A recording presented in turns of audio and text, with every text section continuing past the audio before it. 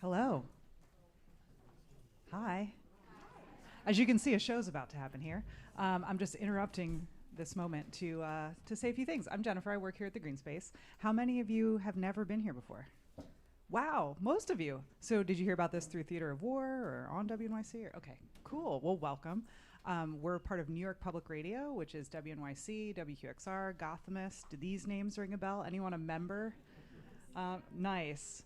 So we're independent public media. We're supported by you, by the people who come here to see shows, who pledge money, who carry tote bags, who tune in every day to listen to the journalism and the classical music and everything else on our radio and here in the space. So welcome. I hope this won't be the last time you're here. If you're new, if you're coming back, welcome back. One thing before we get started, just silence your phones, if you would. You're not going to silence yourselves at all, though. Brian's going to tell you about that in a minute. But that's pretty much it. Everybody ready?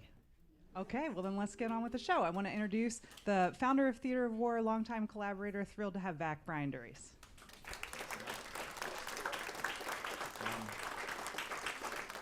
Thanks, Jennifer. It's thrilled to be back at the Greene Space. It feels like I guess we were here almost a month ago. And so wonderful of all of you who are here with us in the Greene Space to have come out on during the day. For this event. We wanted to do it during the day so we could be in dialogue with people in Ukraine, so hence the 1 p.m. Start time. My name is Brian Duries. I'm the artistic director of Theater of War Productions. For those of you who don't know us, we're a social impact company that uses theater as a way of engaging, and other types of seminal texts as a way of engaging communities in vital and dynamic conversations about challenging subjects. And we're thrilled you could be here for the world premiere of Ilya Kaminsky's dramatic poem of journalism and testimony, Conversations During Air-Raid Sirens, a documentary symphonic. And we're really excited to have Ilya here with us, the poet, to hear his poem read for the first time in front of an audience out loud. I'm going to introduce him in just a second. We're also thrilled to have our 4 actors here with us to perform. In the back we have Mayor Winningham, Atu Blankson-Wood, taking time between Broadway shows of Cabaret to be with us, tying on his 9th or 10th show of the week with us. We're so thrilled. Anthony Edwards and John Turturro, who all are part of a much larger company of close to 250 actors who, when they get the call, do you want to get up at the crack of dawn and perform in a homeless shelter or a military base or in Times Square last week, they jump because they know that what I know, what my colleagues know, that there's nothing more powerful that we could be doing than what we're doing here in this space with you for the next couple of hours. I also want to just acknowledge Marjolaine Goldsmith, who's in the back. She is running our Zoom and also devised all our work on Zoom. We've started calling her our technical director, technical guru. She's making this all happen behind the scenes. She also acts for the company as well. I also have Dominic DuPont, who's here with us. He's going to be co-facilitating and running mics. And we have a few other folks that you're going to be meeting in a few minutes, both on Zoom as well as in the space. Bernard Schwartz is someone I'd like to thank. I don't know where Bernard went. Bernard, right here. Thank you, Bernard. This event is happening because Bernard reached out to Theater of War Productions and said, I've watched your work. We've never collaborated. You don't know me, but I've commissioned this work by Ilya Kaminsky. And I said, Ilya Kaminsky? We've been trying to get Ilya Kaminsky to be part of our projects for some time. So the answer was instantaneously, yes, let's collaborate. Let's find a way to bring this piece to a public and use it as a framework for discussion. Bernard's now with the Authors Guild Foundation, and we're really excited to have some of their members here and their staff to be part of this collaboration with Theater of War Productions and the Greene Space. So the structure of the event is really simple. The actors are going to read Ilya's poem and in its entirety. We're going to read it simply, and I just want to say that Ilya originally envisioned this poem with lots of visual aspects that we're not going to be able to make manifest. But as it's at its core, it's a poem about language during the time of war. I think just having heard the actors do it, it will serve very beautifully for the discussion that we're trying to engender and create today. And I'm sure it'll have different iterations and a different life as it continues, but we're excited to be part of the first performance and have you be part of the first exchange. As soon as the actors are done, they're gonna come sit in the audience, And we're going to bring up 3 members of the community here in New York City, Ukrainians and Ukrainian-Americans, who are going to be joined by 4 to 6 Ukrainians in Ukraine and Poland on Zoom. We'll bring into the room as well. And they're going to respond in the moment from their hearts and their guts to what they heard and saw in Ilya's poem that spoke to them, that touched them, that resonated with them in the moment. Across now space and time. And as soon as they're done, then I'm going to come out with a microphone, and Dominic and I are going to ask you questions here in the space, at the Greene Space, and we're going to ask the Zoom audience tuning in from Ukraine and other parts of the world to respond as well. We overbooked our number of panelists in Ukraine because, as many of you may know, there are regions and cities within Ukraine that are having rolling blackouts and they're losing electricity. And unfortunately, a couple of our panelists, for that reason, aren't able to join us tonight. So conversations during air-raid sirens, indeed. And those are the stakes of this exchange. The people that we're talking with and centering in this conversation are living through the experiences that are being documented in this piece. I'll say just really quickly, and we'll get to Ilya, just to introduce him, but I want to invite Sophia to come up just 1 second. So. This poem is made from, as I understand it, testimony that includes emails, scraps of paper, poems, and other writing by poets and others who've been living through the war in Ukraine over the last couple of years. And we'll never be able to cite every reference and every subject, but there's a group of poets whose names we want to read, whom you'll be hearing from. And so I wanted to ask a native Ukrainian speaker to read their names so I didn't dishonor them with my pronunciation. So Sophia, if you wouldn't mind. Sophia is our volunteer/intern who joined our circus about a month ago and didn't know I was going to put her on the spot today. But Sophia, if you wouldn't mind reading the names. Thank you. So the list of the poets is, thank you. Анастасія Афанасьєва, Олена Андрейчикова, Дмитрій Близнюк, Вітя Бревіс, Дарина Гладун, Лесик Панасюк, Владислава Ілінська, Катерина Калитко, Маріана Кияновська, Людмила Херсонська, Вікторія Коритнянська, Віктор Коробко, Вадим Лінда, Анна Лобода, Наїл Муратов, Ал Пантеліат, Ігор Павлюк, Остап Сливинський, Анна Стремінська, Зарина Забрицька. Thank you. Thank you so much. I really appreciate that because I never would have been able to do it as fluidly as you. So this poem is a composite work of all of these and more, and their writing and their reflections, and it's an original work that's been compiled and created by Ilya Kaminsky. I just want to say Ilya doesn't need a huge introduction. He's one of the most preeminent and well-known Ukrainian-American poets of our time, also one of the most preeminent poets of our time. So it's such an honor to have Ilya here in the room. And I just, since he's here, even though we're not going to center the conversation on Ilya and what inspired him later, we want to hear from you.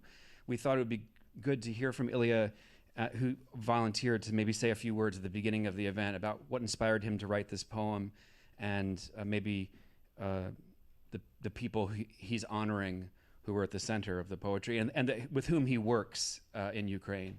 Ilya Kaminsky, so thrilled to have you. Thank you so much. Thank you all for... I'm alive, everything is okay. Thank you. Yes. Thank you all for being here and for being a part of this conversation. I wrote a few notes that I want to share just to clarify some things. Can you hear me okay? Yes. Okay, good. So I call this project a documentary because it is based entirely on the words of people who have been impacted by Russian invasion. So by that I mean emails, personal interviews, poems, translations, testimonies have been taken during the past 2 years or translated during the past 2 years. Every single word that you will hear doesn't come from my head. It all comes from people on the ground or who have been pushed out of the ground. Okay. At the same time, I call it a symphonic, documentary symphonic. So why symphonic? Because my job is to bring these voices together in such a way that audience, which is to say you, ask yourself, what is the role of language in a time of war? How does one depict or express trauma? What is our role?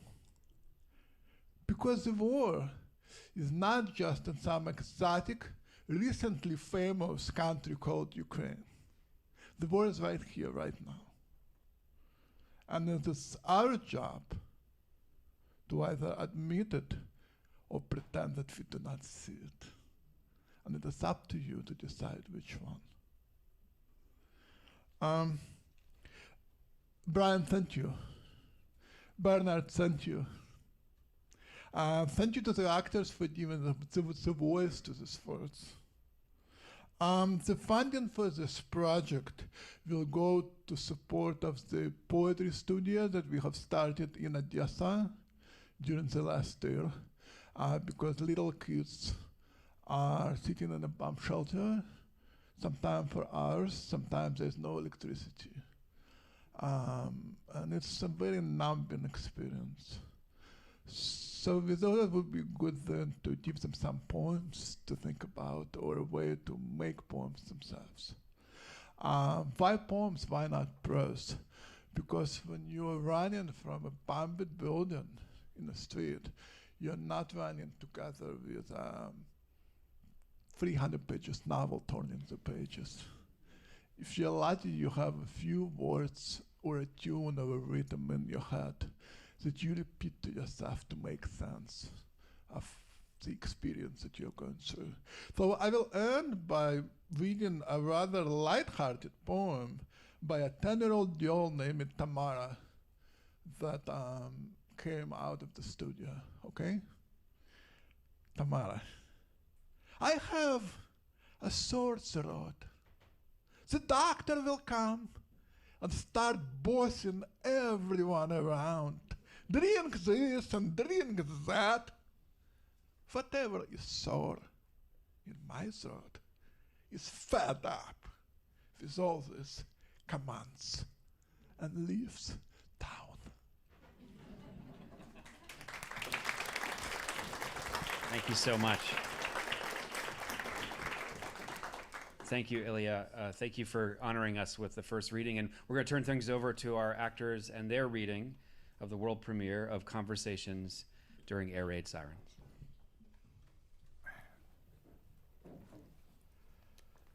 Woke up at 5 a.m. on the first day of war. Explosions. We ran from one room to another. We packed our documents into bags and then just sat in our kitchens, confused. In the beginning, I taped my windows crisscross, so if something exploded nearby, the blast wave wouldn't leave my entire apartment covered in shards of glass. I moved a large dresser in front of the window. It was still dark in the kitchen. I was reading the news. Putin announces special operation in Ukraine. Many cities shelled. My mom is 81 and hard of hearing. She slept through the first bombardments. I woke her and said, the war began. I live on the 21st floor. There is no one left around here. Of 80 apartments, only one still inhabits. My dog, my cat, and me. When I hear the sirens wailing, I walk out on the balcony to see if missiles are coming. This morning I'm asked whether I want to stay with my husband in the occupied territory or drive my kids away from this war. I'm asked again and turn my face to the empty wall. Again I am asked. I refuse to decide. This morning I leave home. 8 of us, women and children and cats and dogs. Some of the women driving a car for the first time ever. Some of us do not have driver's licenses. We're stopped at a checkpoint. No cars are allowed to pass through. One of the women suddenly exclaims, I know the password. My husband wrote it down before he went to war. A password? What for? What are words in bombardment? Letters of the alphabet go to war clinging to one another, standing up, forming words no one wants to shout. Sentences that are blown by the mines in the avenues, stories shelled by multiple rocket launchers. A Ukrainian word is ambushed. Through the broken window of the letter D, other countries watch how the letter E loses its head, how the roof of the letter M falls through. The language in a time of war can't be understood. Inside this sentence is a hole. No one wants to die. No one speaks. By the hospital bed of the letter Y lies a prosthesis it's too shy to use. You can see the light through the clumsily sewn up holes of the letter F. The soft sign has its tongue torn out due to disagreements regarding the etymology of torture. There is too much alphabet in the hospital rooms of my country. Too much. Too much alphabet. No place to stick an apostrophe. Paint falls off the walls, showering us with words incomprehensible, like men who, in wartime, refuse to speak. Letters of the alphabet go to war, clinging to one another, standing up. Forming words no one wants to shout. Language in a time of war? What is language in a war? Fleeing Kharkiv. Fleeing Kharkiv via a tiny village, I see a monument to soldiers of World War II. Bronze sergeant peers at me from the podium with so many names I can't read, names, more names than people in this village. How to read these names, I don't know. How to read these names, I don't know. How to read these names, I don't know. I I no longer understand my native language. How to read? Why? What is the meaning of words in a war? Claritas. I am listening to a Chechen refugee, it is years ago, speak of bombardments, how she hides for a week under the apartment building, and then in the street she picks up body parts of her neighbors. In the middle of my translation class. It is years ago. It is years ago. She can't speak. Hiccups. I'm trying to catch meaning in her tears. I remember this now. I am crouching in the bomb shelter in Kharkiv with Claritas. I remember there is no meaning. This morning, cats tried to outscream the air raid sirens, but I am finding beauty in strange things. Graffiti on peeling walls, a street dug up for repairs. I look about greedily. I understand that I might not see this or that street again. I see the photographs of other cities, Kharkiv in ruins, bombed out streets in Kiev. Everything is changing so fast. If you want to do something, I whisper to myself, you need to do it right now. Our faces tossed about this land. 1. Russian soldiers drop from the sky, clinging to parachutes of our faces, to the corners of our lips. Their fingers hook. These parachutes torn are no longer our cheeks, our noses, our teeth. In the mirror, I do not see my face. They are dropping. They are climbing down the stairs of the sky. Our faces, our torn, swollen faces, are clattering the earth faces, dirty. Our faces tossed among the shards of this day. 2. Russian soldiers park a tank in our yard, clamber into the apartment, read our books, not understanding Ukrainian English, Polish, Belarusian, Czech, Latvian, Romanian, German, French, Georgian, Swedish, Croatian, Turkish, Spanish, and even in Russian. Please explain this poem. a soldier asks our neighbors while tossing them against the walls. Asks our neighbors to explain a line break while raping our wives a third time, a fourth time, a fifth. Asks children of our neighbors to explain while they are locked up in the basement. Please explain this poem, a soldier asks, while our neighbors are slaughtered. Asks our neighbors to explain a line break while our children are without food in a basement. Our faces tremble as if from the wind. How is it? A soldier asks. I don't understand words if ours is a nation that reads the most in the world. 3. Russian soldiers are cooking a soup with vegetables snatched from our barns and refrigerators. They are tossing our books to light the stove. Burning are the fine editions of the youngest Ukrainian poets, the poets of 2020s, 2010s, 1990s, 1980s, 60s, 50s, and so on until the end of Ukrainian literature. Burning are translations and books in original, contemporaries burning and classics on fire. On fire are all the authors who influenced us. Fire coughs on each book we haven't read or planned to read. Burning are our poems, published and unpublished, unwritten and rewritten. And this poem about our faces, tossed around in the backyard, is aflame, so Russian soldiers can finally gulp their soup. This morning, after a week in a stupor, I walk into the street to see anti-tank fortifications, barricades made of sandbags blocking the avenues. Boutiques and restaurants are boarded up. The people with guns are in the streets. I'm writing down these images in a moving taxi. The car stops at a checkpoint. We are searched. How quickly I have gotten used to this. Russian soldiers decide to entertain other Russian soldiers by showing off our children's photo albums. Hey, this one, see, in a bunny costume. An idiot. Unlike me here in a military costume. And me again in a paratrooper costume. And me, a sailor. Bunnies, they're a funny nation. And here, he hugs the toy dog just like a girl.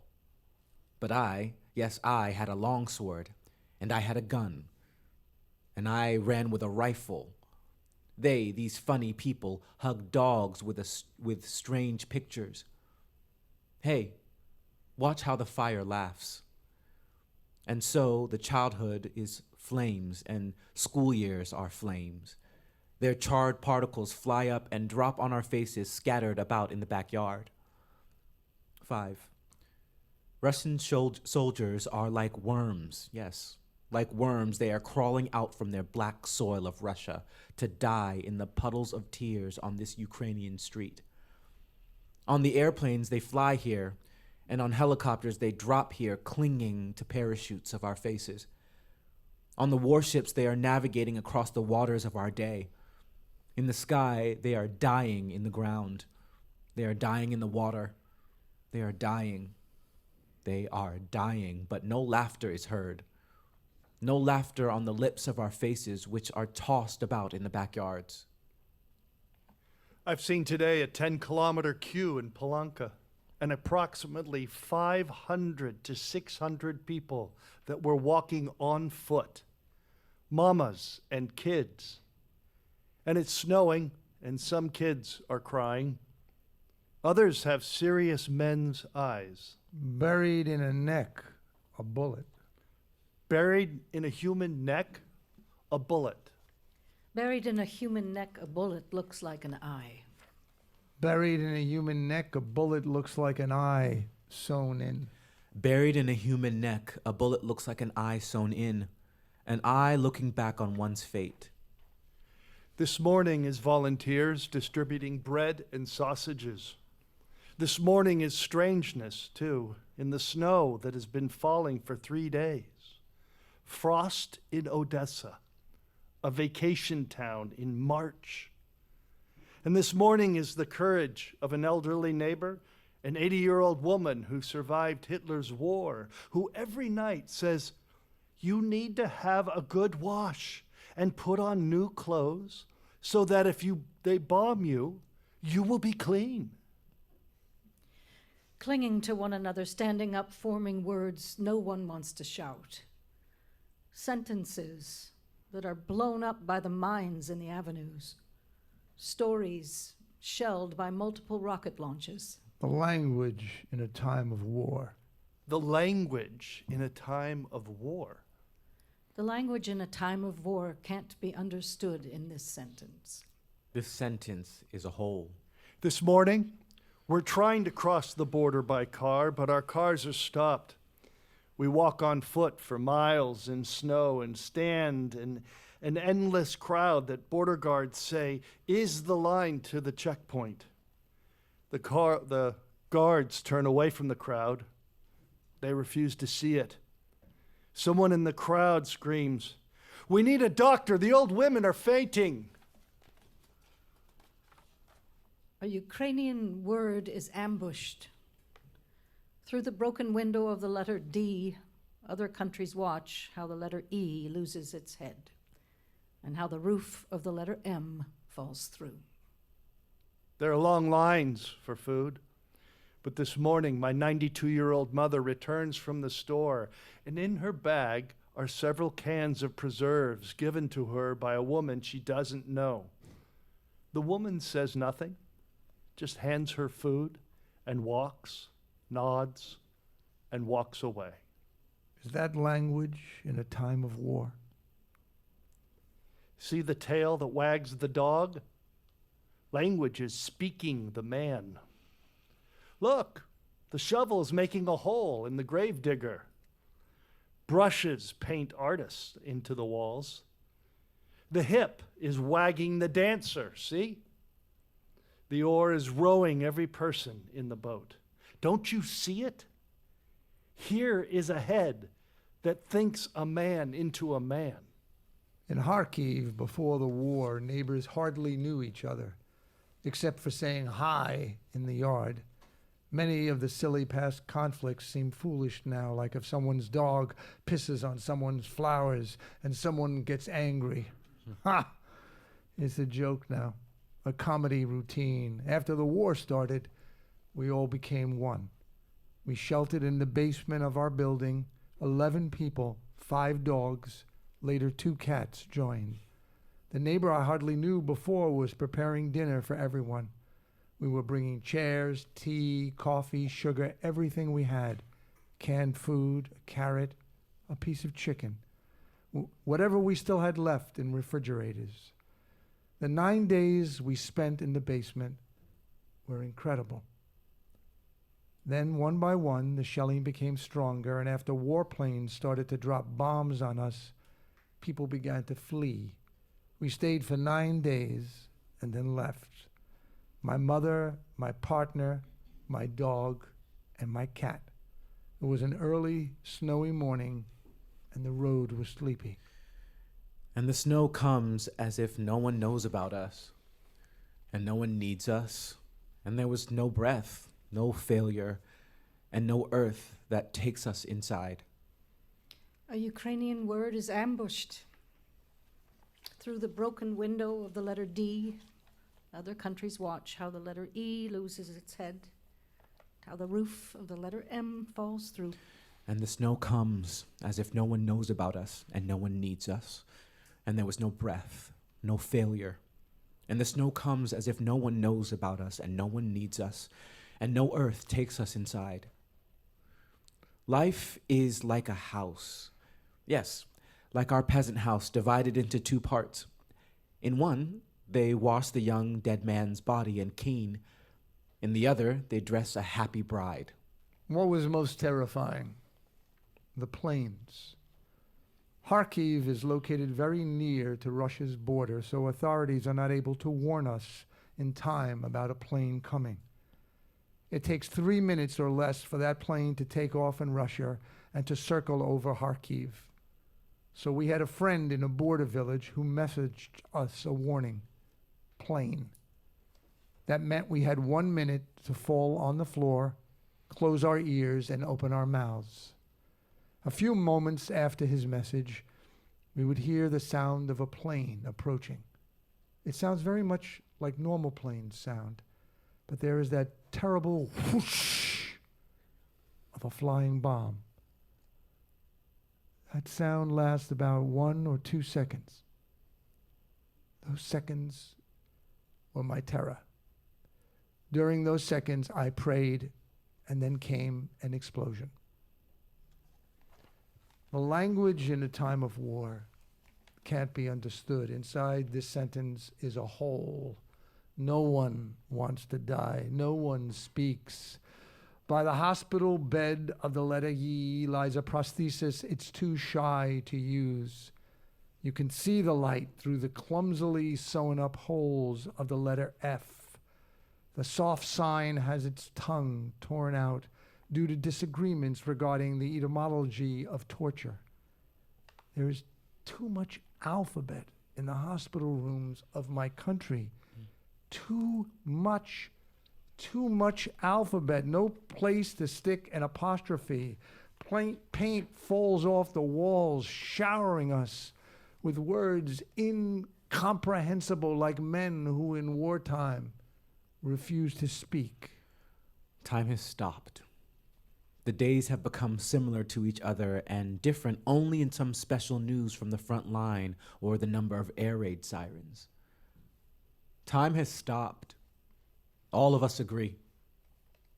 This morning, I opened the window for the first time since the war began. A city preparing for its defense does not make best impression. You can't simply pass through the streets. Everywhere are tank traps, sandbags, gauze. This morning, I bring my 85-year-old mom to the bathroom, the only place in her home where it's possible to find a bit of shelter during air raids. I don't know what to say. There are no words. I am out of words. Still, the task is to find words. To find words even when there are none. There's too much alphabet in the hospital rooms of my country. Too much alphabet. No place to stick an apostrophe. Paint falls off the walls, showering us with words incomprehensible, like men who in wartime refuse to speak. Some of us exhaled cherry pits. Some bullets, stones bulged from their sockets and became eyes. Everything else became memory, air, fire. I have nowhere to go. My son died in Liman. My daughter-in-law escaped to Bulgaria. I was evacuated to Odessa, but keep calling neighbors who remained behind. How is my house, I call and ask. Your house is okay. How is my house? I call again. I found that Russian soldiers took out new windows and doors from my house. They decided to steal my refrigerator, but it was too heavy to carry, so they left it in the yard, and there it still stands in the rain, in the sunlight. The beat-up refrigerator in the middle of my empty yard. My yard was once filled with chickens. The soldiers walked by and began to shoot. They shot all my chickens, one after another. I keep thinking about my house, hundreds of miles away. I keep talking to my house, from which the windows and doors are torn, like its eyes or its tongue. It was evening when we left. It was evening, and snow fell into a time where Russian ships drowned and dogs were tossed at us. We weren't heroes or soldiers. We ran. And behind us, memories stood among bombed-out grocery stores and streets, which still had our faces. It was evening when we ran. It was evening. We weren't heroes or soldiers. We run, and behind us memories stood among bombed out grocery stores. Bombed out grocery stores and streets which still had our faces. We were the last to leave the bomb shelter. We dared to jump into the car, cats, dogs, our mothers, a snake wrapped into a wool blanket. We were the last who stopped listening to the whistle of bombs, stopped falling to the floor with prayers on a torn lip in the half second when bomb was already dropped, but doesn't yet reach us. It is evening when my story stops. We were the last to leave the bomb shelter. At night, large stars, silhouettes of houses, all street lamps are turned off. People are hiding in basements and metro stations. Day, the large city is deserted like an empty sports stadium. A Pomeranian dog chases the gulls and pigeons on the beach. The waves crash against the pier. The beach still smells like dolphins, salt, something marine, seaweedy, like my childhood. Last week, a man was killed picnicking on the beach. He stepped on a mine. Writing fiction doesn't feel right. I only report. Language in the time of war can't be understood. A refugee boy at the train station in Poznan held up his hedgehog and said that he was a happy hedgehog because he had survived and that all the other toys were unhappy because they had all died at home. I felt like a happy toy hedgehog. Take immortality, God, but give me this cold apple cellar. Take the souls and other toys, but let us live. Not Adam and not Eve, not your son's, my son's life. Wet hole in a cellar with a wooden floor is a promised land. But no, we need cement floors and the smell of cats and mattresses and a bunch of soiled blankets. The city breathes though they poke us with missiles needlework. Watch. A mad tailor makes of a city a headless costume without hands. This is your human being, God, and not a retail display mannequin. The future is a door of mud, glass, the color of raw diamond. This door opens inside my chest every moment. Every breath in is a breath out. Sometimes faster, sometimes not at all. In a time of war, the future jumps out like a frog. No, a grasshopper. 1 second, and there is nothing.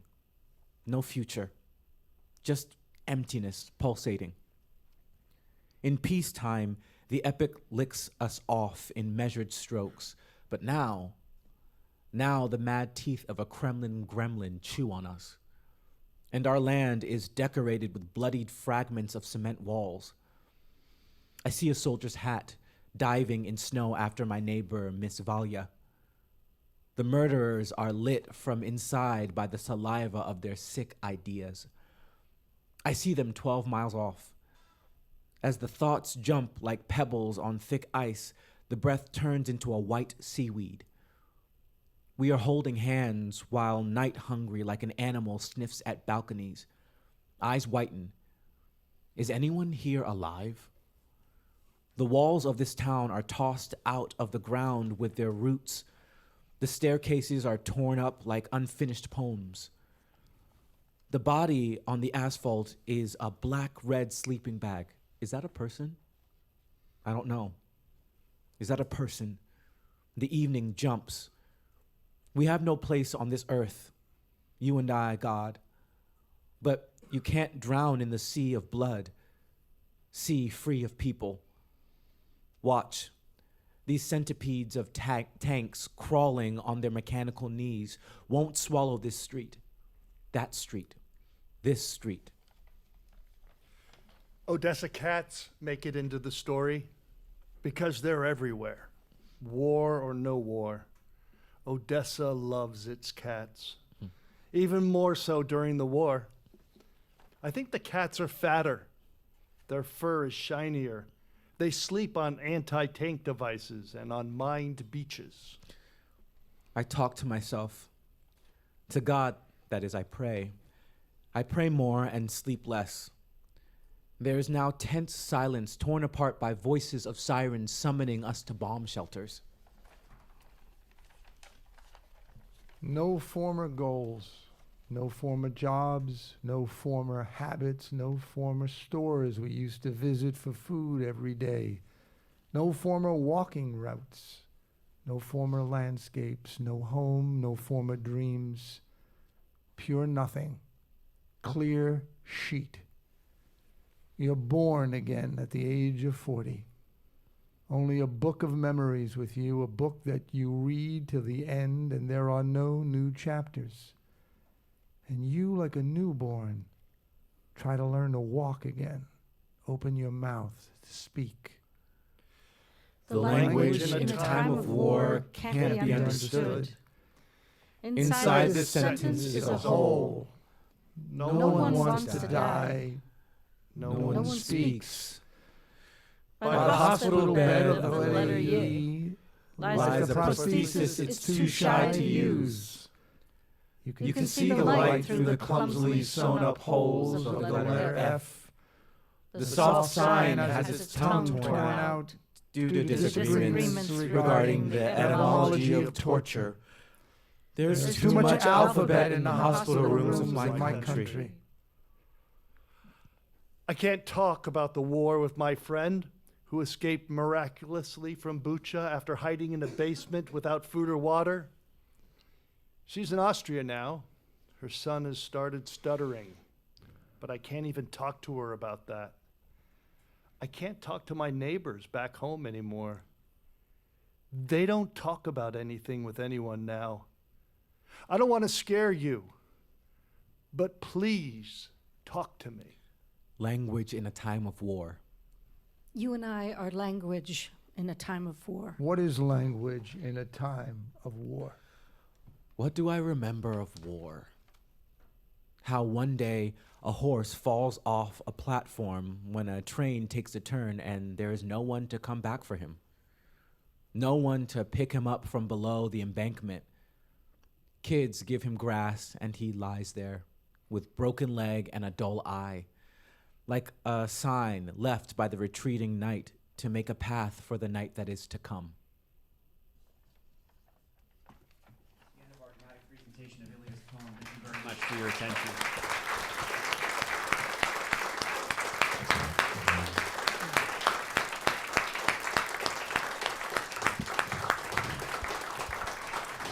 I want to thank our actors.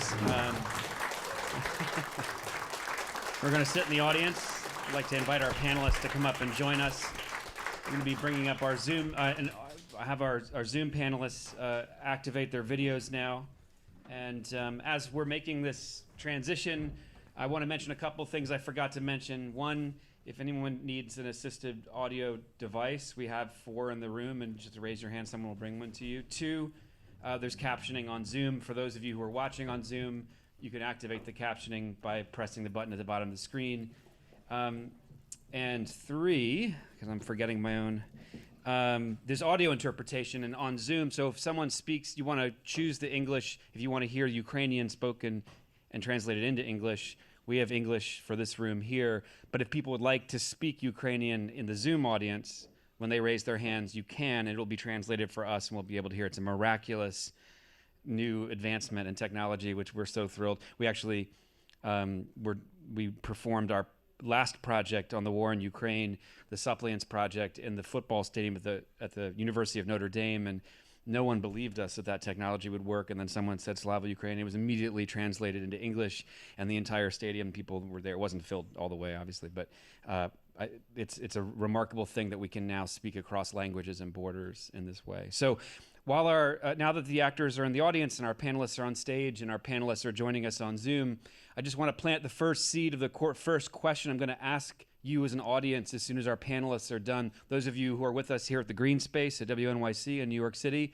and those of us joining us from all over the world on Zoom. And it's simply this: now that you've heard these actors going for broke with minimal rehearsal, trying to make sense of this really dynamic work of poetry and journalism and testimony that Ilya has provided us and given us the honor of performing today.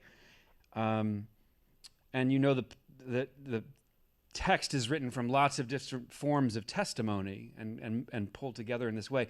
Theater, and I would argue poetry, is about what's happening in the present moment, what's happening now. So the question is simply, what resonated with you now as you are hearing and receiving this poem? What resonated with you today on June 20th as you heard these words? What touched you across culture, across space and time? What was true? And we're going to come back to the audience here at the Greene Space. We're going to come back to the audience on Zoom in a few seconds. Before we do, I want to turn things over to our panelists. And maybe just so we can bring the outside world in, if you don't mind, those of you who are here, if just so we can hear you from folks in Ukraine and other parts of the planet, maybe Oksana, would you mind going first by introducing yourself and launching directly into your response? Oksana? Hi there, nice to meet you, all of you. I'm Oana Zaka from Khmelnytsky. This is a city in the west of Ukraine, in the central west of Ukraine. I'm a teacher of teenagers. I have been teaching for 26 years, and I'm happy to see so many people who stand for Ukraine, who worried about the situation in Europe, because as Ilya mentioned, it's not the war only here in Ukraine, it's the war around us. And that is why thank you so much for invitation me to you. And I guess we have a very fruitful atmosphere and fruitful work together. Thank you. Thank you.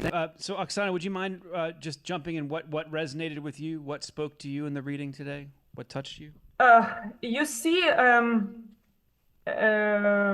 my experience is very connected with all which was mentioned in the play, as from the early days of the war. My husband has been joining the army, and he was placed in Kharkiv, and he defeated this city, and that is why it is very close to me. And around maybe in summer 2022, I went to Kharkiv hospital because he was after some events, and I have been visiting him there, and lots of lines mentioned in the place took into my mind and touched me deeply. Thank you so much, Oksana, for sharing that. We really appreciate it, and we are thinking about your husband as well. And I feel like some of those scenes from within hospitals, as they pertain to the breakdown of language and letters, resonate with what you just shared. And I'm so glad that you're here with us today to help us frame this conversation. Tatiana and Roman, you're next. I see you raised your hand, so you get to go next, volunteering yourselves. It's great to see you both. Tatiana and Roman were part of a project called the Suppliants Project Ukraine, where they played chorus members that we premiered 2 years ago, and we thought we'd have them back to be part of this conversation. Over to you, Roman or Tatiana, whichever you'd like to go first. Thanks a lot for your invitation. Thanks a lot for your support. Phrase, no one wants to die, touched me deepest. And I still can't understand why so many people, so many children and animals died. What for? And Russia kills every minute in Ukraine and remains unpunished, and I can't understand why. So it's very important, such projects, and I'm very appreciative for all of you, for your support, and thank you. Thank you, Tatiana. Roman. My name Roman Tolpezhnikov, and I want to speak Ukrainian. Я народився і виріс в українському місті Маріуполь. Я і моя родина вижили в Маріуполі. Я хотів би подякувати акторам за те, як вони передали біль. Я згадав його. Той біль, коли тобі постійно намагаються вбити. Дякую, що нагадуєте, що чужого болю не існує.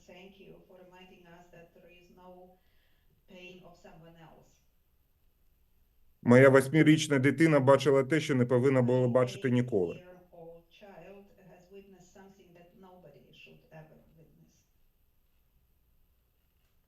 Іноді я чую його слова: «Папа, яка різниця, де мене вб'ють, в кімнаті або в коридорі?»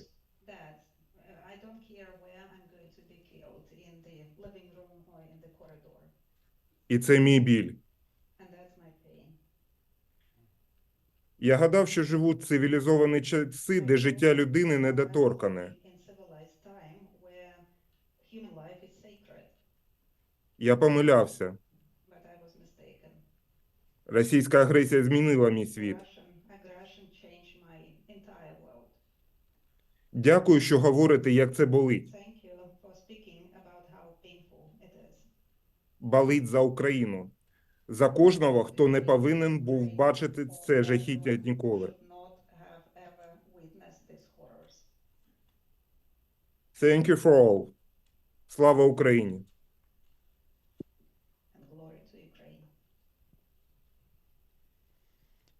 Thank you so much, Roman. And that came through very beautifully through our audio interpreter in English. And I really appreciate you sharing. And anyone who wants to follow Roman's lead can speak in Ukrainian at any point in the Zoom audience, and it will be translated. There's something I think you're speaking to also that isn't just the poem, it's having actors perform it and having them create a space where the pain can be acknowledged when sometimes there aren't spaces to acknowledge the pain. And maybe that's the service of poetry, or to Ilya's question at the center, what is the role of language in a time of war? And I feel like you've answered that to a certain extent, both of you and Tatiana, of creating spaces where others can collectively communalize and experience and engage with the pain that you've just described. Thank you for sharing what you shared, especially about your child. I can't imagine my own child being in those circumstances, but you've brought me much closer through your language. I'm grateful to you for being here. Last of our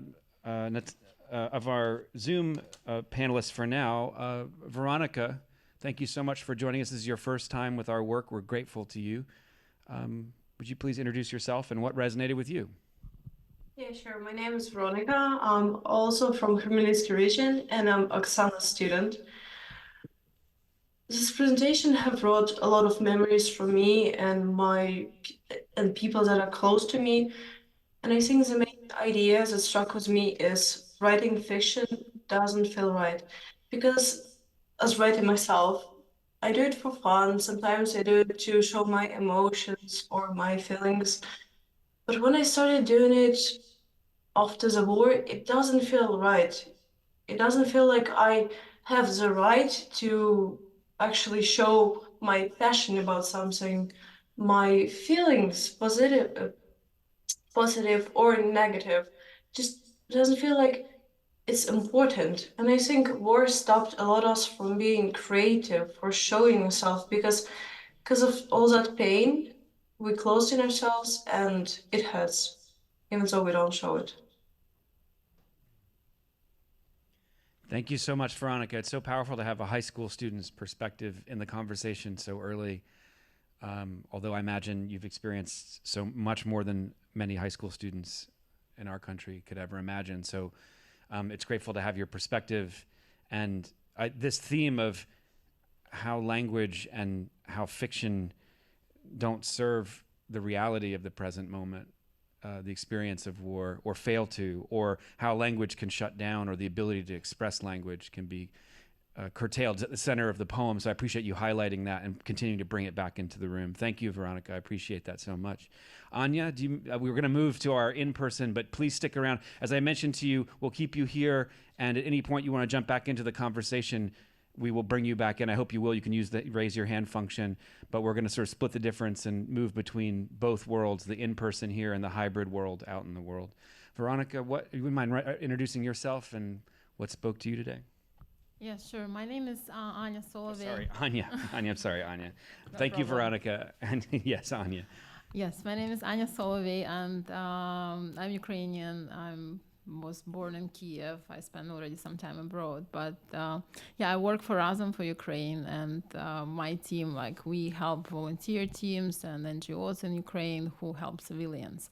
And you know, what's really struck me and what I can relate to really is you know, the testimony of the person who is always talking to his home, you know, like the person who has left his home and is kind of remembering it and imagining it and talking to it. Because a lot of people, I mean, I brought my mom here to the United States, and she misses her home very much. And I know, like, when we speak to all the volunteers, and, you know, we obviously discuss their projects and what they're doing to help, but then when you really get to talk to them, they're also talking about their homes and how, you know, what they want to do when they come home and what the plans they have when they come home. And it kind of, you know, this is very much alive, you know, in everyone, you know, wanting to come home and wanting to do something at home and wanting to bring back, you know, and to renew and to restore Ukraine. But the most important thing is to be at home. So everyone is planning, like, what they're going to do when they come home. Thank you so much, Anya. I really appreciate you saying yes and being the first to speak. Yeah, I was really struck too about when the individual in the poem kept calling repeatedly to check on their home. And I imagine that must be something people do all the time. But it's obviously far more than a physical thing that's being checked on. It's much bigger than that. Thank you so much, Anya. Oksana, would you introduce yourself? What resonated with you? I'm Oksana Yakushka, also Ukrainian, long time here, but with family in Ukraine. And my mother was here and then returned. That's her home, Kiev. And I've noticed Ukrainians from Kiev are not here.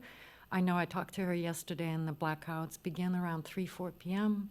So I imagine a lot of Ukrainians in those areas could not join because that's attack on the civilian homes.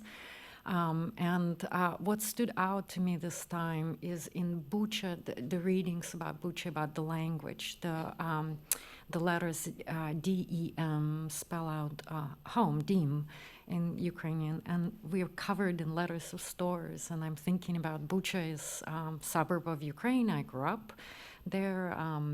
One of the areas where I went to summer camps was Irpin, right next door. Also area that was like Bucha, invaded, place of massacres. And I saw images of summer camps like mine used as torture chambers for civilian Ukrainians, children. And so how to this work, and I'm also a psychologist, so I listen to a lot of Ukrainians in Ukraine. I supervise Ukrainians. I write with Ukrainians. I work with them. But to hear these stories, to give voice to the loss, to grief, to anger, to these experiences, and to think that my home, my summer camp, was a torture chamber, and not the kind of holding the language and the images and experiences like this are what a lot of Ukrainians are holding, and that's what I think really sat kind of with me in this performance. Thank you so much, Oksana.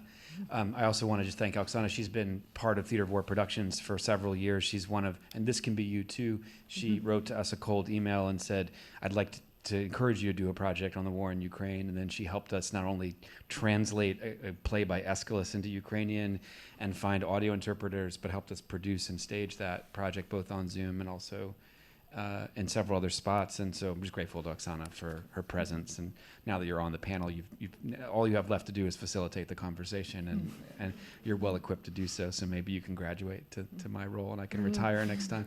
But Oksana, thank you so much. Sophia is one of the newest additions to Theater of War Productions, and also I put her on the spot today and asked her if she wanted to jump onto the panel. Sophia. Thank you. My name is Sofia Shiroka. I'm Ukrainian. I came to the States to study in college, so I've only been here for less than 3 years. I was born and grew up in Lviv, Ukraine, and I would like to thank all the panelists today for what they said, because it was, I think, important for me to hear as well. And what stood out to me today about the reading, and it's interesting, but I think the question, what does the language mean at a time of war? I actually was thinking a lot about like English language versus Ukrainian language, because I think in Ukraine, to me right now, there is a language of war. Sometimes it's silent, sometimes it's just a few words, but when you say them in the way people know what you're talking about.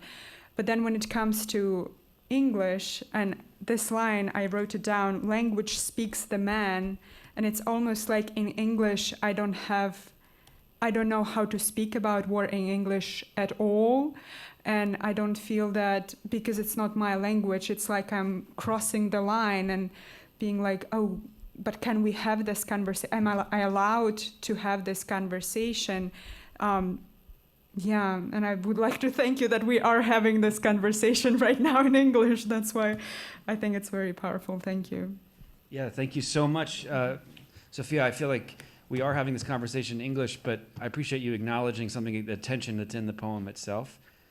And as we were learning from Ilya and listening to you all during rehearsal, a tension that's even within the language of Ukraine as well, all the regional dialects, and of course the Russification of certain dialects, and the challenge of speaking in a language and a grammar that everyone understands, and then moving into another language and trying to convey something in another language. So thank you all so much. I want to thank our panelists here and our panelists on Zoom with a great round of applause for joining us today.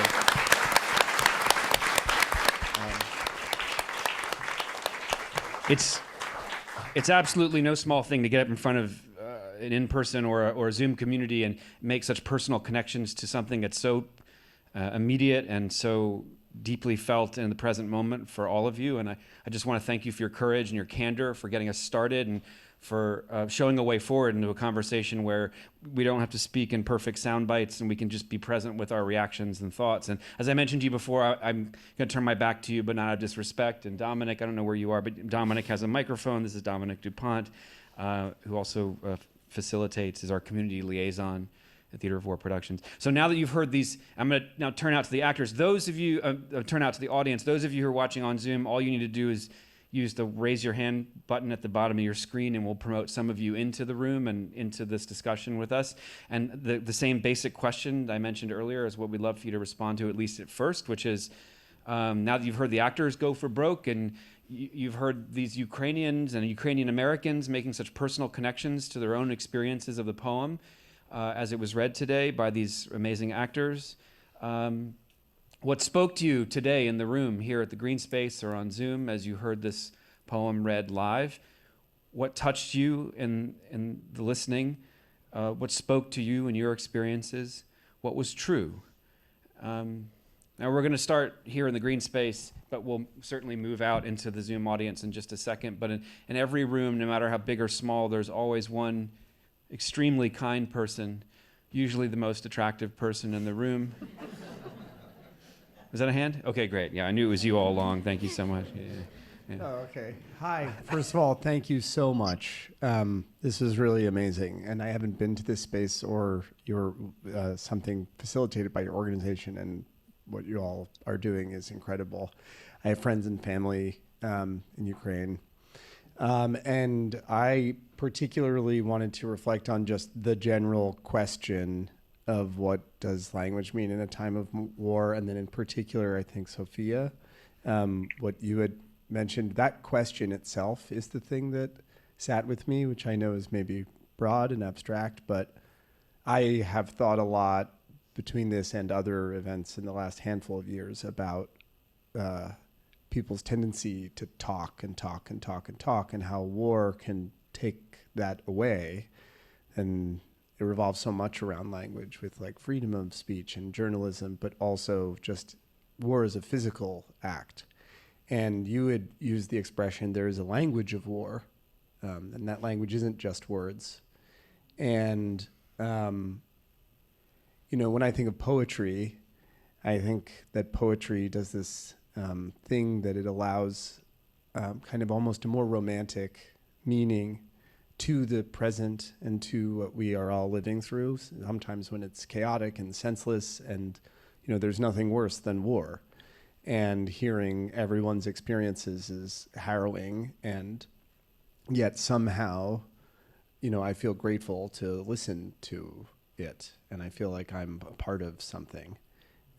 So I just wanted to thank you and ask more about that language of war that you're talking about and that barrier that you're talking about outside of the physical experience, and you're sitting here and you're not there, and how foreign that must be. But if you could go further into what it means to try to communicate in English, in words, those experiences. Yeah.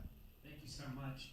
You all can jump in anytime you want. I'm going to let the question float because we're trying to light a fire out here, not on stage, but you all know, have like the voice of God. You can come back into the conversation whenever you feel so moved. You have live microphones. But I like the question, and we'll put it in the repertory because it's right at the center of Ilya's poem, Language in a Time of War. What is language in a war?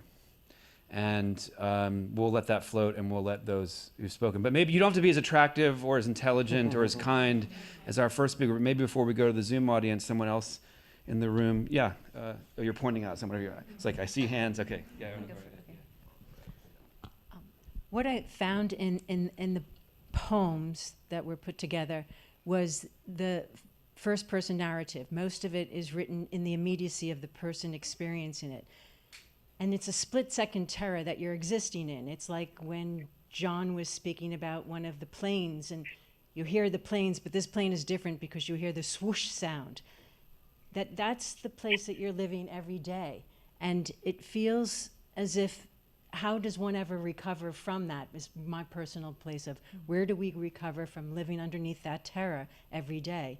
And from there, I'll leave it like what I've studied in the past of looking at the PTS and the alarm system that goes off, the reticular alarm system.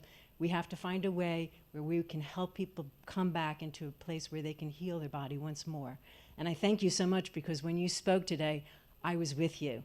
Your immediacy and where you and what you've experienced is so palpable to me. So thank you. Thank all of you. Thank you so much. I really appreciate that. Was there a hand over? Over here. Oh, over here. Great. Thank you. Yeah.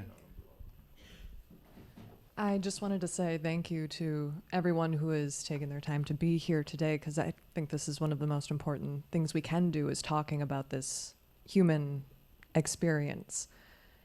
With language in particular, I've been finding, having known so many people who have joined the volunteer armies over in Ukraine, as well as so many military folks in my family, I look in their eyes and I've been noticing that I have been getting more distant from that understanding, and it is almost a language-based distance.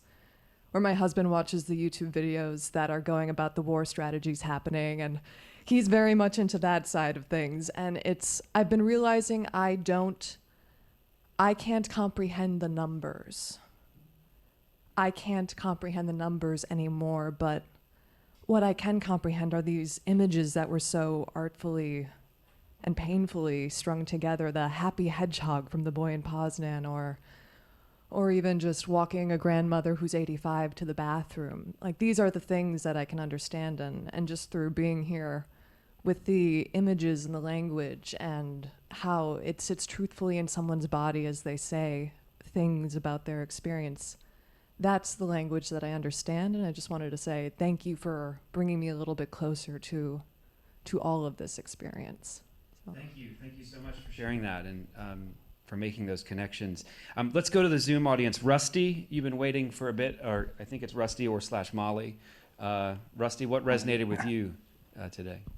Hi, I'm Rusty, POM with Real Time Arts, tuning in from Pittsburgh, Pennsylvania. we're also working on a project with Ukrainian poets and with Ukrainians in Lviv. And the whole question of language, alphabet, and words really resonated. First off, I just have to thank everybody involved in this project. I was literally in tears with the first few lines of the reading, just with the images evoked, being read by such great readers and the words, and thinking about the fact that Americans don't really have a way to comprehend what's happening right now without language. So the focus on language was really touching.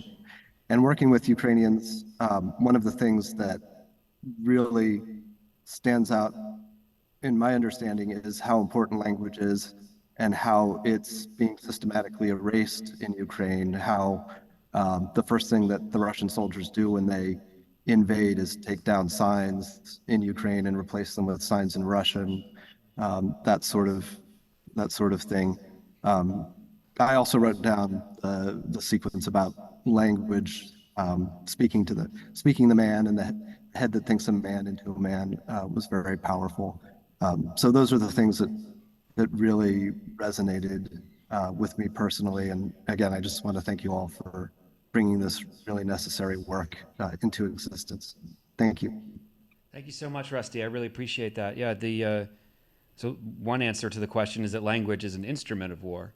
I mean, you know, and I also feel like you've spoken to something that I'm glad we're doing this at WNYC, which is in the space that looks out on the street, because we're at this sort of journalistic organization that looks out at the street level, and we see people walk by, and there's a direct connection between what's happening in the room and the world outside. But oftentimes, I think through the media that we encounter, whether it's the war in Ukraine or human suffering, we've become inured to that suffering. We've become numb. The language and the images don't reach us. And so there's something about a poem that also strives to be a form of documentary and of journalism that bridges those different genres and worlds that I think is resonant in what you spoke to. That we not only do we need a language, but we kind of need new forms if we're going to actually feel what it's appropriate to feel in response to the kind of suffering and the pain that has been spoken to today, both in the poem, but also on the stage and in the audience. Thank you, Rusty. Leslie, you've been waiting. Over to you. What resonated with you today, Leslie? A lot of imagery, from picking up parts of neighbors in the streets to the child with the happy hedgehog not having to die at home. And also hearing today, Oksana, I'm also a teacher. I can't imagine what it's like to have to answer questions that your students may have.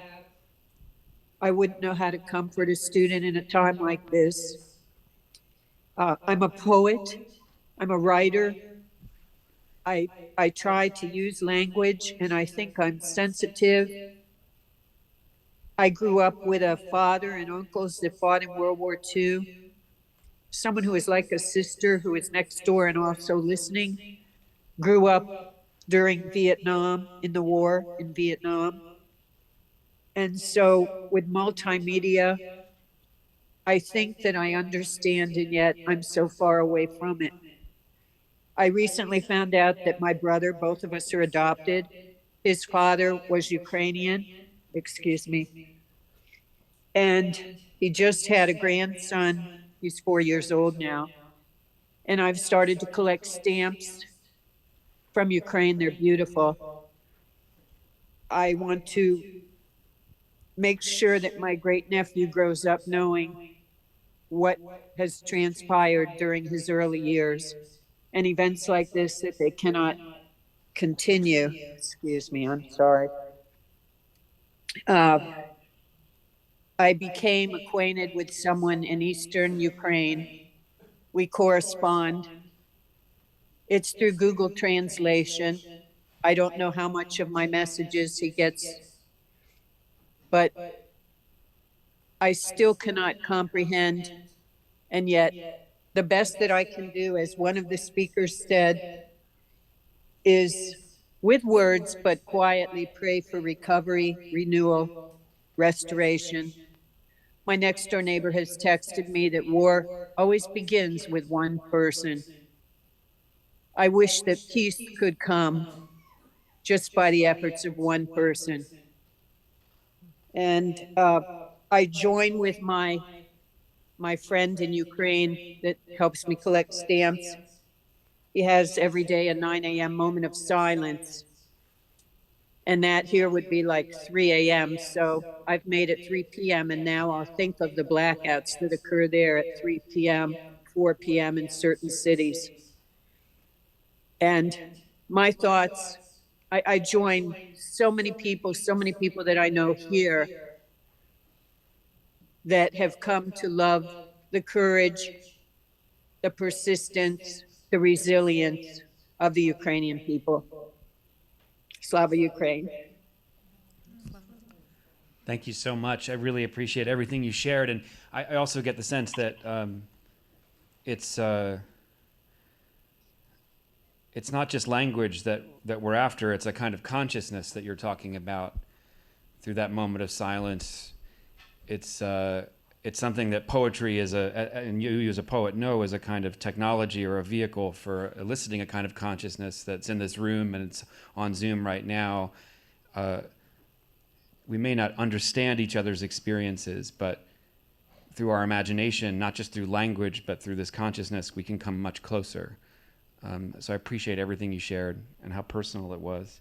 I think some others will raise their hands on Zoom, and we'll keep those who are with us still on the screen. And but I want to come back to the room here, and yeah, please, sir, go right ahead. Hi, I'm over visiting from London in the UK, visiting New York, and is really powerful and moving to hear such poetry, and really moving to hear this sort of discourse happening over here in America, and the deep emotions that the poetry evoked in me was a real need and a desire to express directly to our Ukrainian friends the huge amount of support there is in the UK from all of our citizens, all of our community, all of our friends, all of our family, and really the poetry created in me a desire to express that to our Ukrainian friends on behalf of everyone that I know, and how deeply we all feel for you, and that poetry really brought that emotion out in me, and to have the honor to sort of express those words directly to our Ukrainian friends. Thank you so much. I really appreciate that. We have a few more joining us on Zoom. Is there anyone else in the room before I go back to Zoom who has something burning within them to say? Yeah, go right over there. I'm always serving the two masters of Zoom in the audience, so you have to speak up. Yes, over there. Hello, everyone. Thank you so much for doing this, especially Americans and foreigners who came and listened to Ukrainian stories. My name is Daria Kolomiyets. I'm Ukrainian cultural activist. I live in Kyiv, in capital. I'm coming back and forth to do my cultural mission and promoting the documentary. I've collected 41 unique diaries from Ukraine. It's about how the full-scale Russian invasion started, affected us. And actually, my mission is to give to American audience, to actors, to producers, to read those stories out loud. That's why it's so important. Thank you for doing this. If we are speaking about the language, this is actually what is very important for us Ukrainians. I can give you just one example, very short but very understandable. When Russian forces come into the city, to the village, what they are first trying to do is to kill poets, artists, destroy museums, librarians, burning books.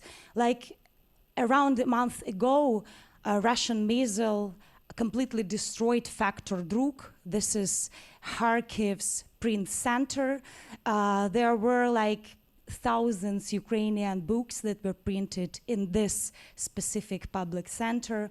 And the small example, Volodymyr Vakulenko was a great children writer who was murdered in 2022 in Kharkiv region.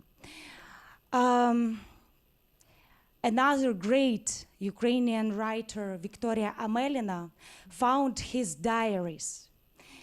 And she found his diaries, and she released it, printed it, and actually lately, a year after this, she was killed in Kramatorsk by Russians.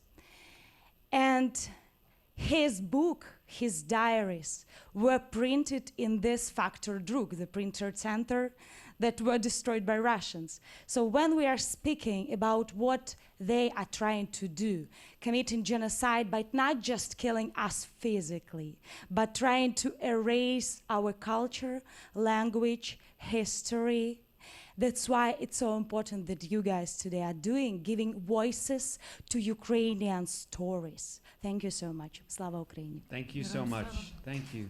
Thank you. Language in a time of war. You and I are language in a time of war. I like that. I think you speak to that very poignantly by what you said.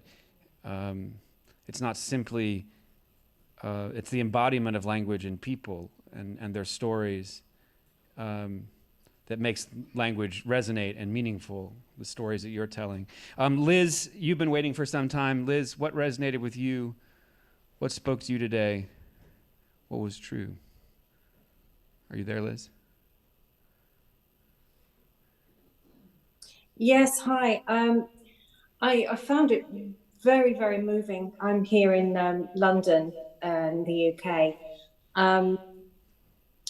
But what was moving, I think, was that when the war started, it's the new normal for the victims that I resonated with. And I found it very difficult I think it's for us that have never been involved in a war zone, to accept that their normal life was so quickly transformed into a different normal that was so far and so alien to everybody, and so violent and so aggressive and destructive in every way, emotionally and physically, for their whole lives. And it's so difficult for us as in a non-war zone to really understand that. But I think the poem was so moving. It really did sort of bring that home to me, that their normal will never be the same again. And what has become their normal is just so alien to our normal. And I think it's very difficult for us to understand that. Thank you so much, Liz, for joining us from the UK, and I appreciate that. I also was struck by how the actors, in their rendering of Ilya's testimonial-based text, made it feel so natural. Yeah. That they were talking about these extremely violent things, but from a perspective not of extreme drama or histrionics, but from something that seemed like they had settled into the rhythm of it.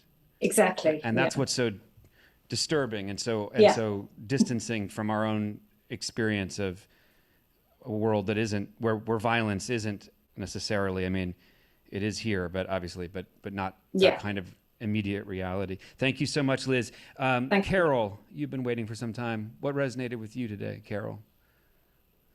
Hi. Hi. I'm in the US. I have no specific connection to Ukraine, except for being appalled. But I am a bit of a theater of war groupie. So I love that. But what really struck me, I'm echoing, what really struck me was the recurrence of the idea of the alphabet. And I'm sure, I don't know who the poet was that Ilya used as his source with an absolutely amazing image, but I have to commend Ilya for bringing it back time and time again. The whole idea of it's the alphabet, it's not the words. War blew up the words. And then war did even worse. It blew up the letters. It's so, and then Ilya brought it back after some context. He brought it back as we're blowing up not just the words, but the letters. And it just, oh, that really got to me. And then I just have to say the closing image of the horse falling off the platform and the children feeding it grass and nobody's coming to save it. Just, don't even get me started. Thank you so much. Thank you so much. I really appreciate everything you brought. I mean, yes, there's a letter lying in a hospital bed, and next to it is a prosthesis that it's too shy to use. Yeah. Yeah, I feel the same way. Thank you so much. Mandana, we're going to go to Mandana, I think, who's audio only. We've been getting emails from regions of Ukraine that don't have electricity, and we've given out also the phone number for our Zoom meeting. So we have people who are kind of struggling to be part of this. Mandana, are you there? Yes, I am. Thank you so much. Yeah, go right ahead. This was gorgeous and heartbreaking. One can't help but contemplate what it is to create art in a time of utter destruction, and equally how necessary it is. Like so many others, I'm really taken with the lines about language in a time of war that can't be understood, how there is too much alphabet without punctuation, unless, of course, it's the punctuation of the sounds of war. And also in this case, that these are all translations, literally and figuratively. Emotions translated into language, translated into English, and then certainly translated by these wonderful actors. The other side for me is, are we the readers who hear these words, feel deeply about them, but can't truly understand, right?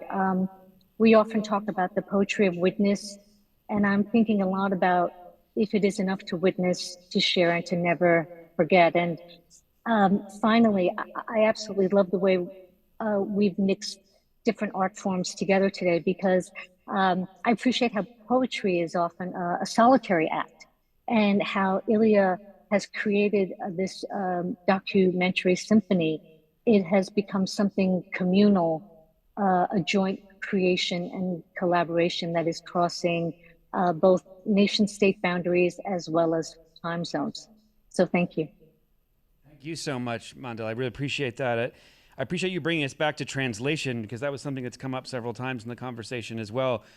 The translation of these various testimonials, the curation of them into a poem or poetic structure that becomes dramatized, the translation of actors bringing an emotional presence and valence to the reading of the poem, and how that creates the conditions for the conversation we're having right now. Someone here in the audience has something to say, and we'll come back to iPhone 128 next. Okay, right ahead.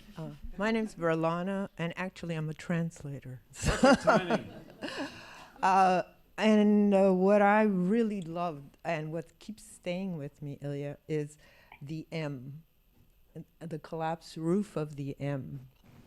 And what is wonderful about that is, to me, is it is both, we can feel it, and yet it is so specific.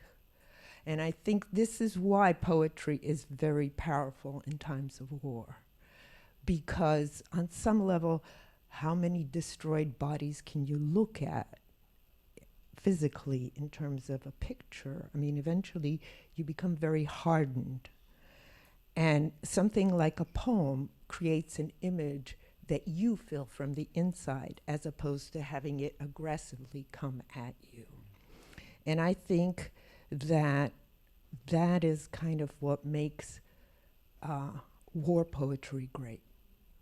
It is, we are able to fill it with the kind of experience and the kind of heart we have, as opposed to being told what to do. And on that level, I really appreciate the diaries that Daria's collected and we've been working on. I didn't see you at the other end of the room. I just heard about this in last few couple of minutes before I came here, kind of. And what I think is, I mean, we worked on a piece about Mariupol, an M word on some level, and they kept on giving me shivers before I saw you even on the other end of the room. And it's, how do you talk about total destruction? How do you just talk about how beautiful it was? How do you provoke other people to feel that kind of pain with their own kind of emotional connection. So I think, thank you, Ilya, that was very beautiful. Thank you. It's great to hear from a translator. And as a fellow translator, I also, a translation is not the transmutation of one language into another. It's an invitation for someone to hear something essential that's trying to be communicated across languages. It's not alchemy. It's dialogic.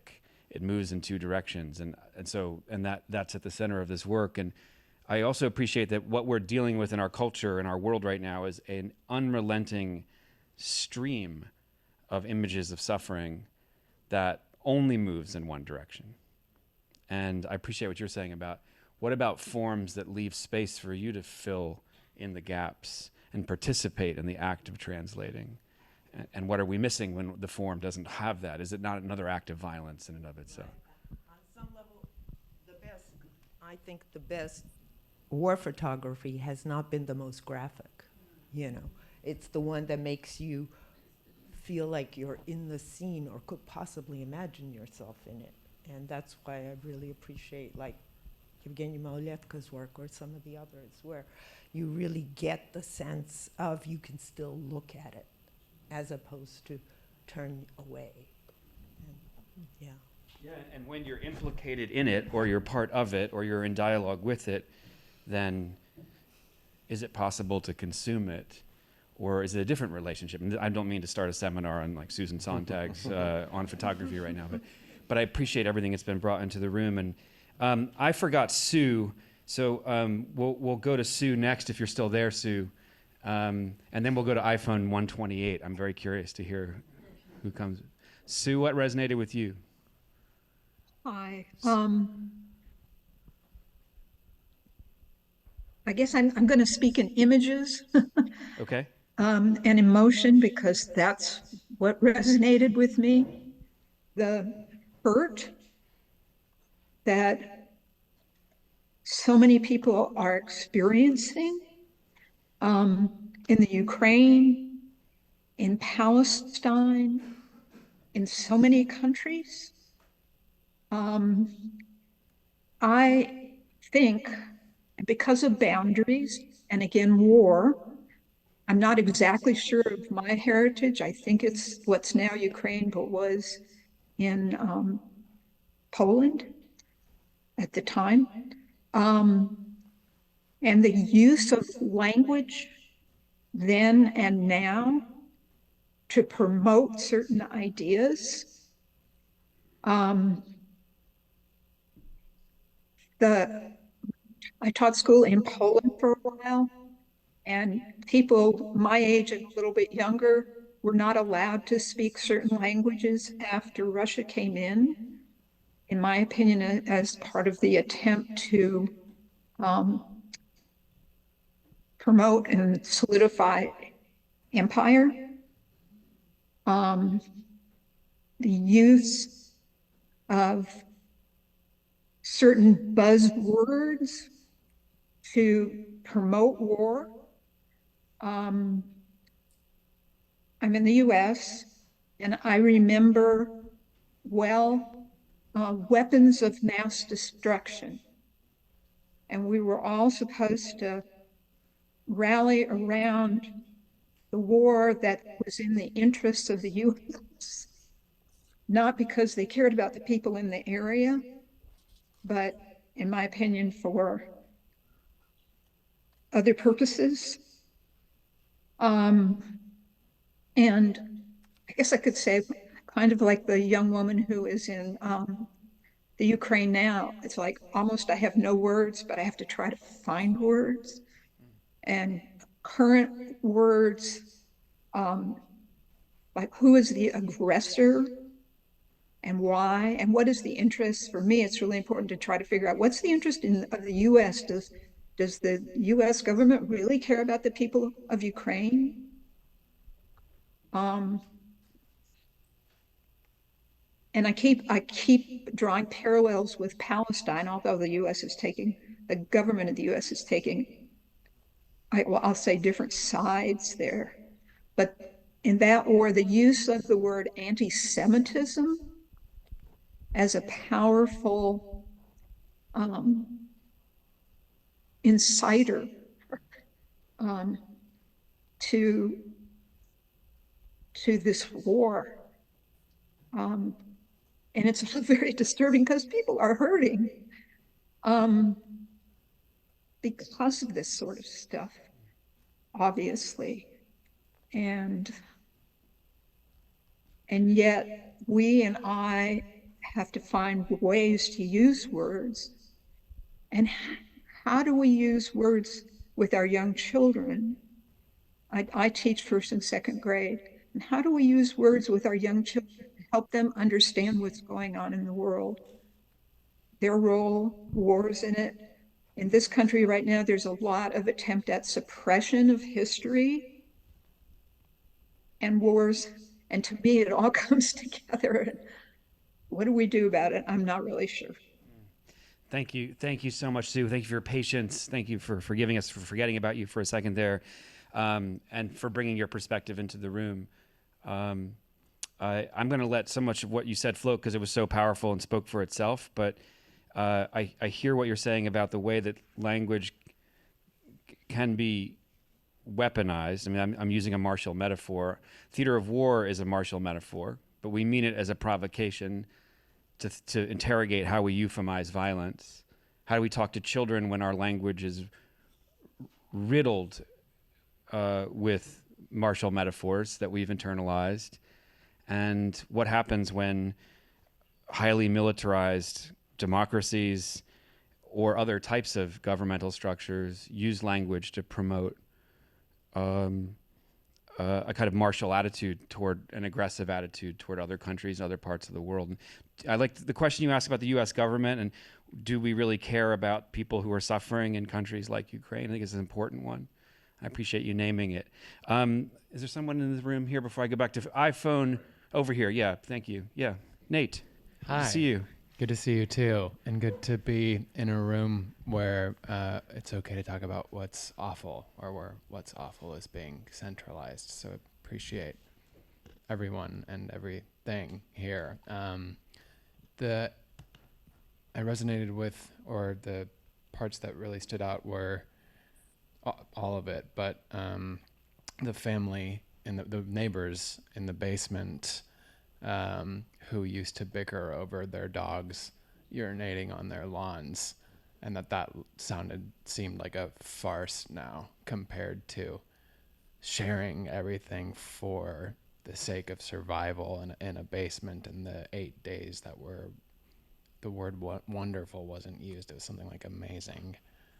If we could just behave like that a little more before catastrophe, we'd be in a much different world.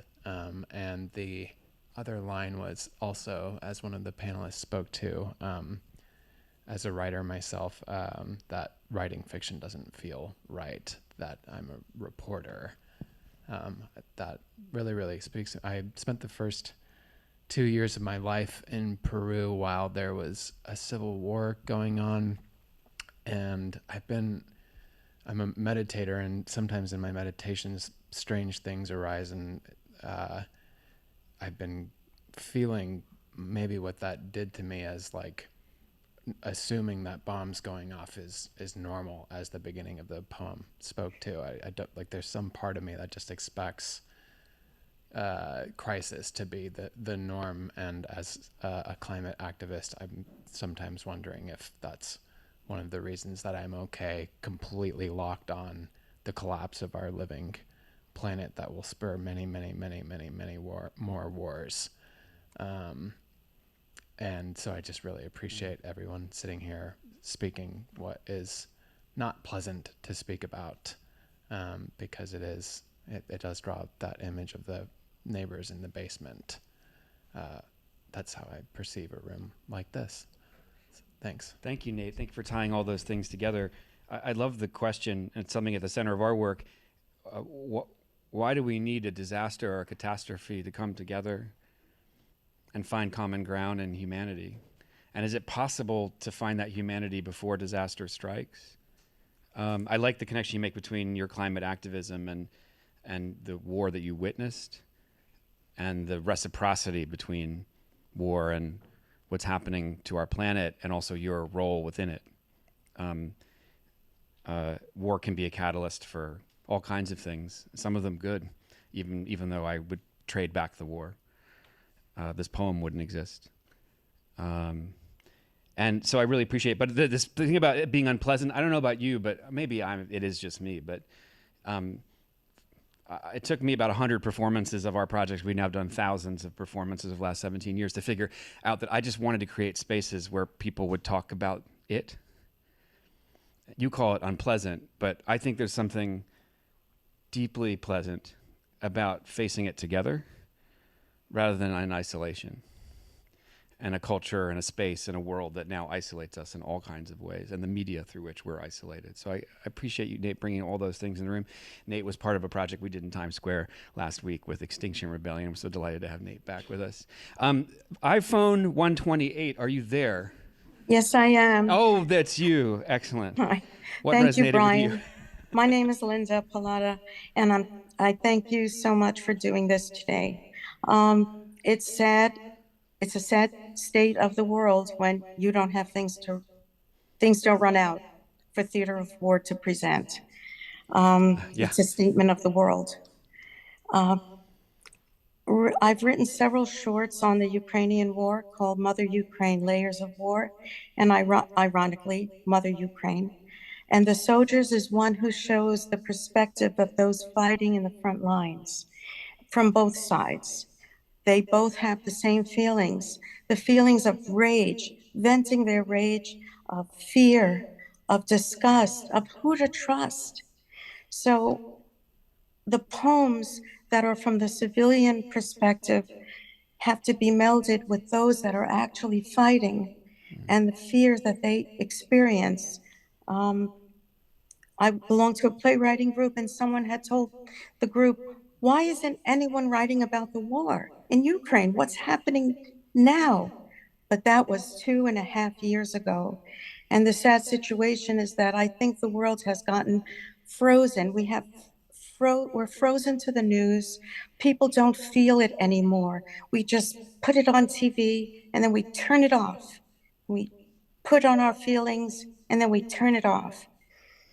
So the writers are so necessary now, the actors, to present the war, because it's not stopping. If anyone has a way to have these leaders meet the soldiers, meet the civilians, maybe the war would end. But thank you so much. I really appreciate your patience in bringing what you did into the room. We're going to get to 2 more people on the Zoom, and then maybe there's someone here who has something burning within them to say that hasn't been addressed yet. And then I promise we're going to wrap up, although the intention is never to tie a bow on the conversation. And of course, panelists, if you want to jump in at any point, you don't even have to ask. But William, you've been waiting for a bit. Over to you. What resonated with you today? Well, I'm staying with what you started with, Brian. The discussion has been beautiful, and the poem is beyond praise. I think what I want to point out in the time that I have briefly is the initial question, what resonated with me and what seemed most true. What seemed most true to me, among other things that have been mentioned, was the repetition that Ilya worked into his poem. And I think especially the phrases that were essentially, this is too much alphabet. There's no place to stick an apostrophe. And that recurred several times, along with the animals, the broken horse, the cats, Odessa, and so on and so on. But fundamentally, I think what that said to me, that conveyed to me, was the fact that an experience like what we're all going through, but particularly those of you who have suffered directly in Ukraine, is beyond words. And it is something that points out the challenge of communication. To get meaning from one heart to another in the best of circumstances is a miracle in itself. But what we see in the poem beautifully, and what we've experienced in this area of our lives, not least in Ukraine, is that the issues and the flotsam and jetsam of life come so rapidly that we don't have time, even if we had the language, even if we had the ability to express it, to understand it, to comprehend it. there's no place for an apostrophe. There's no sense of pause. There's no sense of ownership. There's no sense of clarity and order. And I think what we're doing here together today is an exercise in coping with that chaos and bringing some kind of community to the pain that we've all experienced. There is no language that fully adequately captures all this or organizes it. We have to do that in times of solitude, in times of contemplation, in times of peace. But to say it together, to witness it together, to share together, to the best of our experience, to the best of our time, to the best of our energy, is good. And so the line that lands with me most of all, I think, is, I can't talk with anyone. Please talk to me. And I think that's what Theater of War is doing, has done so beautifully for so long. So there's too much alphabet, no place to stick an apostrophe. But we're sitting together near an apostrophe, and I praise God for that. Thank you. Thank you so much, William. Thank you for joining us again. Thank you for everything you shared. Elise, you're our last Zoom panelist person today, but by no means least, thanks for your patience. What resonated with you? Oh, thank you. Thank you, Brian, and for all the actors and everybody who made this event possible.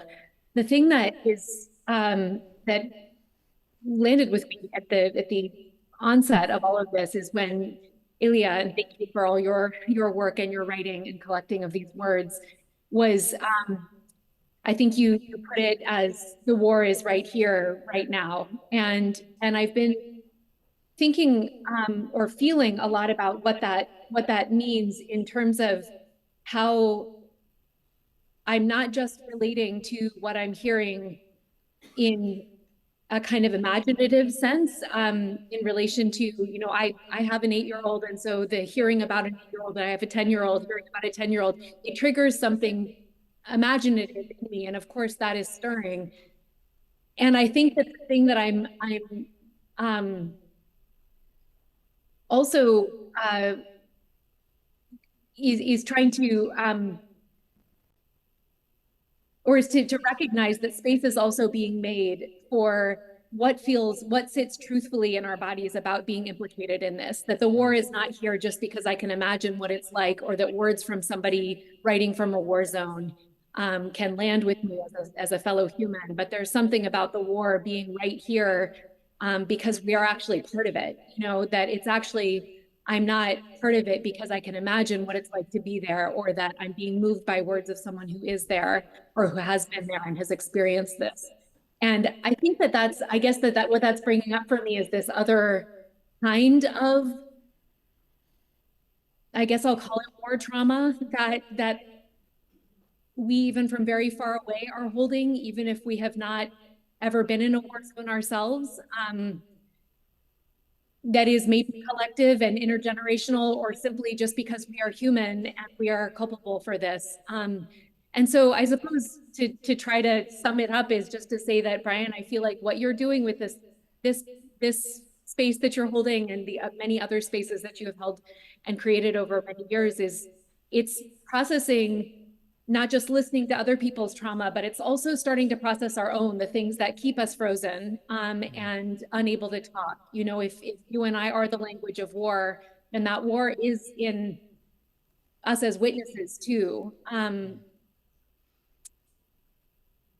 I think that's what I'm trying to express, that it's, and not just in an imaginative sense, but in a way that's also, I really appreciated how the woman who spoke in the live audience talked about how hearing how things sit in the bodies of people really was a way of bringing this to life. And I think that something about creating the space and being together remotely can allow us to recognize how the experience of war as something that it's all of our job to admit and look at, how that sits in our bodies. Thank you so much, Elise. I really appreciate what you said. I guess I would take it one step further. In listening to you, I was thinking, with all of our projects that address violence and war, I feel like one of the consciousnesses that comes up often is that the blood is on all of our hands, that it was always on our hands, that we're implicated. It's not something we can consume because we're part of it. We'd be consuming ourselves. And it's injurious to us to pretend like we're not part of it, that we're not responsible for it. And there's a certain pain to that you're acknowledging. And it's a pain, it's a pain that we feel in the presence of those who are on the receiving end of wars that we feel implicated in. And it's a pain that we feel when thinking about countries in far-flung parts of the world where, we don't have as direct a connection as what's in the room right now. And there's a helplessness in that. And so the only way to bridge that is through the reckoning of hearing testimony, which is in the center of the text, and validating and bearing witness to that testimony, and acknowledging that the blood was always on our hands. Mm-hmm. And that we can't, unless you live off the grid, maybe you do, but you wouldn't be watching this if you did. We're part of this. We're not just the language of war, we're the embodiment of it to a certain extent. Thank you, Elise, for being the last on Zoom, but in reverence for the fact that we're in the presence of people and embodiment, and I promise you won't be branded the person that keeps us from going to a late lunch. For those of you who came in the middle of the day, maybe there was someone here who had something burning within them to say. No pressure to sum everything up into one perfect statement. But you're going to have the last word of this conversation. It's definitely not burning, but I think I'll forego the more complex imagery. My name is Alexa, and I wanted to I think it was mentioned recently, but respond to that moment, and potentially this is an opportunity to commence the ongoing conversation of that moment in the poem where it's talk to me. I swear I'm not crazy. I can't talk about it, but talk to me. And there's power in seeing, all these fantastic non-Ukrainian, actors reading these words, because for Ukrainian, it's like, okay, maybe I'm not crazy. Maybe these things people are saying, they still resonate with non-Ukrainians, people joining in from Zoom, and people haven't, gotten tired of it, because for a lot of Ukrainians, and also my friends in Ukraine, my family in Ukraine, it does feel like these stories, the immediacy of these stories has calloused over. And you don't know whether it's worth it to pick at those scabs, because is anyone still listening? So I think there's a lot of intentionality we need to take in are we listening to Ukrainians tell their stories? Are we telling their stories as non-Ukrainians? I think both of those are incredibly valuable and serve different purposes. And I think, projects and poems and all these things are so valuable in reminding us that there are people here listening. And I think willing to take part in a conversation more so than just listen. So thank you to this incredible thing that happened. That's a beautiful last word. I really appreciate it. Thank you. Yeah. He says, I don't want to scare you, but please talk to me. I really think that's it, right? And I love what you said about the actors. Obviously, we intentionally had non-Ukrainian actors, and sometimes when we do our work around veterans, we have non-veterans, and sometimes it's an act of service to be the medium through which a story is spoken and then validated by an audience and acknowledged. And sometimes it can be, obviously it's tricky, it can be an act of appropriation, but in this instance, because of the way how subtly and beautifully Ilya constructed this genre blurring text, it created. I'm glad to hear, and I hope other Ukrainians who are watching and participating found validation in knowing that hearing these American actors perform, that we're listening in a different way by saying the words and coming together and making this time to be together. So there's a benediction at the end of every Theater of War Productions event. We're not going to get out of here without hearing it, because it means something new every time, and it's simply this. If you've related to anything that's been said in this room, on stage, in the audience, on the screen, out in the world, know this: you're not alone in this room that we've created together, both physically and digitally, across borders, across space. You're not alone across the United States, across Ukraine, across the world, as evidenced by what was shared and the exchange that occurred and began when we started hearing from our amazing panelists in Ukraine. Most critically, you're not alone across time. I say that even though this is a documentary piece, but those of you who know Theater of War Productions work, you know we do things that are 3,000 years old, and now we do things that are less than 2 years old. And there is a through line that connects us across time. And it seems that one of the most common responses to not just the trauma, but the moral injury of war is to feel like I'm the only person who's ever felt this alone, this ashamed, this cut off from my family, from the world, my community. And so we always want to acknowledge that this is something that spans millennia. This is intrinsic to the human experience, which can both comfort us, but also be a source of great agitation. After an early performance of one of our projects, someone stood up and said, when I asked the question, why do you think the writer wrote the text? She said, I think he wrote it to comfort the afflicted and to afflict the comfortable. That's an old newspaper adage, although the etymology is not clear, although sometimes journalists get in my face when I start saying it as if someone else said it. But we like to borrow it as our mission statement, or it's comforting that we can come together across very disparate human experiences and make connections through this form. It's comforting that we can hear stories and bear witness to them and acknowledge them, and that we could hear our own stories reflected through the stories we've heard today. It's afflicting and deeply unsettling to know that this war continues in Ukraine, that there are wars continuing all over our world, and that we're implicated in them all. And there's so much work to be done to address the suffering of people like those who are centered in the poem and in the response, though we may not quite yet know how to reach them or help them, and that can cause a great deal of affliction too. But it's with that sense of affliction that we leave you with the hope that it leads to more dialogue, but also to positive action and to a commitment to reach out and make connections to people whose lives and experiences feel distant from ours, with the understanding that we're implicated in them and that we're part of them in the way that happened in this room here today. So with that, I just want to thank, I want to thank Ilya for writing this beautiful piece. Thank you so much, Ilya. I want to thank our panelists for their amazing responses, both on Zoom and those who joined us out in the world. I want to thank our actors for their amazing performances of Ilya's text. Of course, our partners at the Greene Space and the Authors Guild for making this possible, Bernard Schwartz for the invitation to collaborate in this way, and of course, Marjolaine Goldsmith, who made the whole thing happen behind the scenes. Thank you so much, Marjolaine, for everything you do. And my colleague, Dominic DuPont, for everything he does in front of behind the scenes. Thank you so much. It's been an absolute honor to be with you. We're right up against the 3 o'clock mark. We didn't know how much time we'd need for this conversation.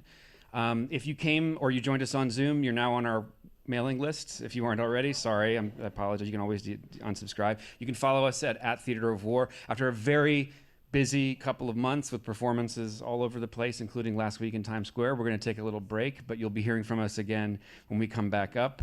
And we hope to see you at the next one, because if you've seen one, you've seen one. And we look forward to being in dialogue. But until then, be safe, be well, Slava Ukraine. It was such an honor to be with you here today. And we'll see you again soon.